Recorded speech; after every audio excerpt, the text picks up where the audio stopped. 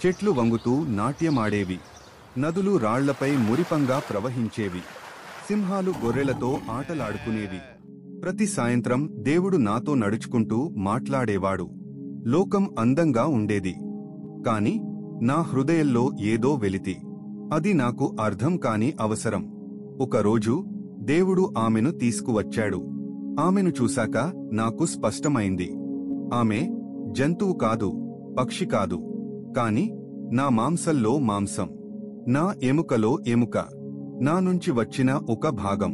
ఆమెను చూసిన క్షణంలోనే నేను అర్థం చేసుకున్నాను. ఇది నేను కోరుకోనిది, కాని నాకు అత్యంత అవసరమైన సహాయం.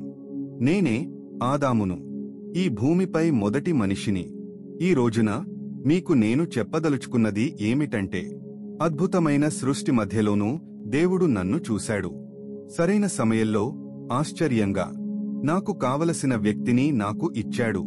మీరు ఒంటరిగా ఉన్నప్పుడు, మౌనం మీ చుట్టూ ఉన్నప్పుడు, గుర్తుంచుకోండి, దేవుడు మిమ్మల్ని చూస్తున్నాడు. ఆయన ముందుగా కాదు, ఆలస్యంగా కూడా కాదు, సరైన సమయంలో సరైనది మీకు అందిస్తాడు. ఆయన సమయం కొరకు వేచియుండండి.